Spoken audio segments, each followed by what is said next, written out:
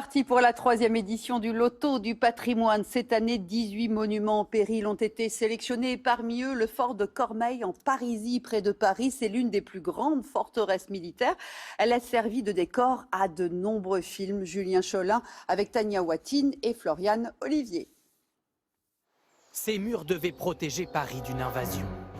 Un fort monumental avec sa centaine de canons, bâti au 19e siècle à une douzaine de kilomètres de la capitale, et peu à peu tombé dans l'oubli.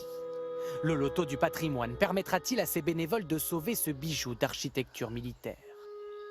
Fin du 19e siècle, la France défaite par les Prussiens revoit sa stratégie.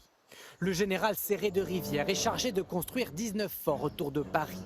Cormeilles en Parisie s'est alors bâti en 3 ans sur un emplacement stratégique. Il est placé sur une butte de 183 mètres d'altitude, ce qui permet de verrouiller la vallée de la Seine et de protéger la plaine maraîchère qui alimentait Paris et également de protéger les voies ferrées. Le plus prestigieux des deux édifices, le bâtiment des officiers avec sa propre chapelle. Plus spartiate, les autres secteurs pouvaient accueillir plus d'1 millier de jeunes soldats.